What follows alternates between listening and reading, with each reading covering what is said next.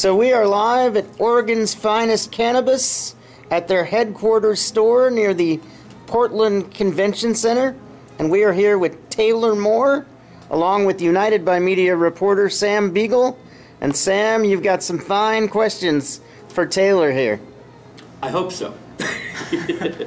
So, okay, hey, this place is awesome.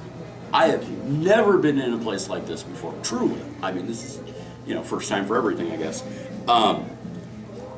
I've never felt so invited as far as customer services goes.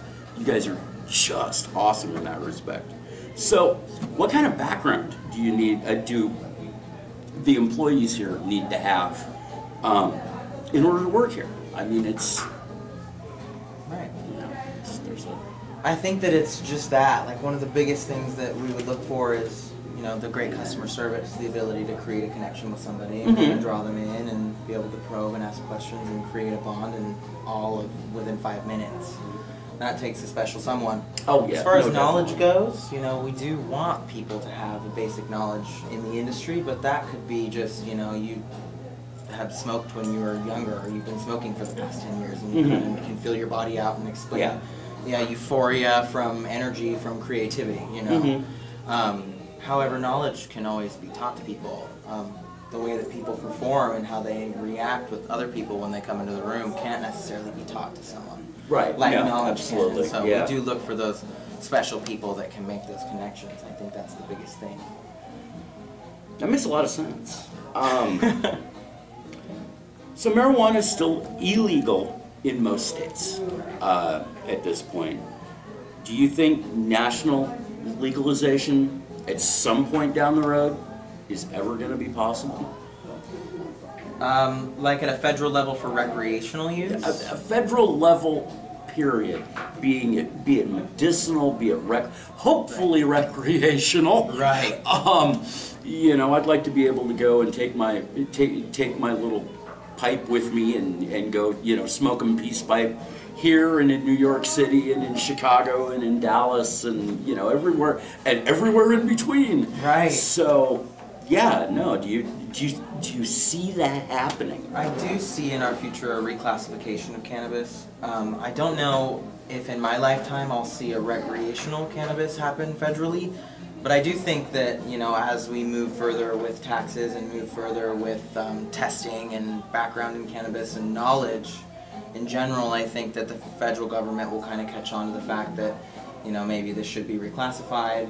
It is something that we can profit off of. It does help people, and the fact that legalization pushes our industry forward as far as just simply learning about what it can do is a huge part of it. And I think that that's where they might consider reclassification, at least down a notch to like a stage 2. Yeah. Well, let's hope Jimmy Carter Fingers and toes. Can his little bit about I smoked cannabis and now I'm cancer free. Something will click in the federal government. Right. See some hope in there. Somebody his age doing that, and I mean, he doesn't look like a dope smoker. No, not at all. Not too much.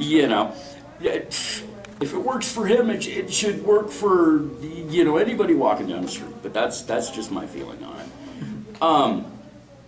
First time customer comes in. First of all, do you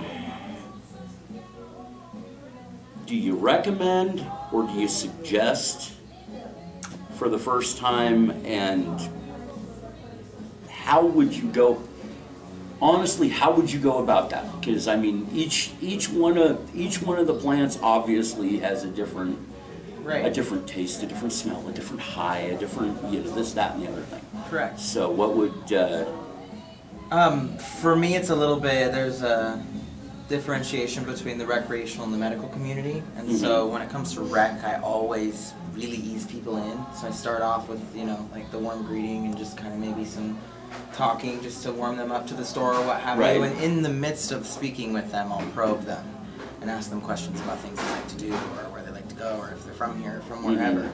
And I can gather enough information to be able to place them at least somewhere on like a flower wall or in a pre-roll or what have you. And then as I go over, you know, I collect more information. I'll make a couple recommendations here and there, you know, little low ones, let them use their nose and their eyes, and then they can make their first decision.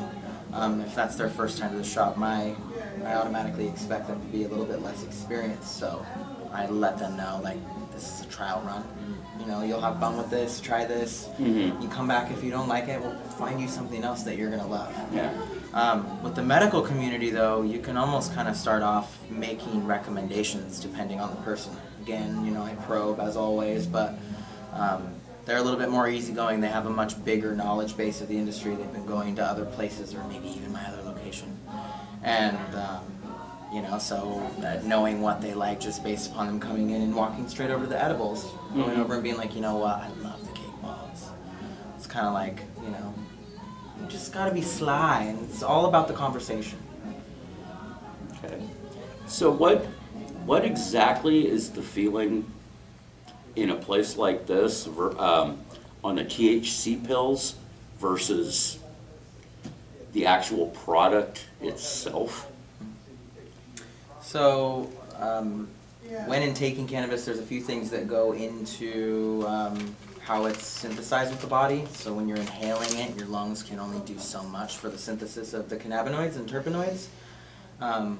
When ingested, there's many more factors as far as like if you've eaten, how much water are you drinking, what it's combined with, if it's an oil or if it's a glycerin base, what the consistency is, what potency levels, you know, it all goes into play there because your body can fully synthesize essentially what you're intaking. As far as smoking the cannabis, it's definitely more of an instant spot treatment kind of, you know, hit to the face, whereas it does take a while for your body to absorb and digest a cannabis pill. Right. And depending on milligrammage, it's tough to say without knowing more specifics. You know, no, and that comparing product to product, I'd say the edibles are a lot stronger, and they should be taken with more caution. Whereas smoking, you could take a big puff off of the joint that totally knocked you out, but then in an hour or so you'll be okay. Right. You're not going to know what's going to happen necessarily once you eat that edible. True. Until about 45 minutes to an hour and a half later. Right. And then you're kind of stuck. So that's where it's like, you know, you got to play it real safe. And I always let people know, you take baby steps if you're new to the industry. No, totally. You know,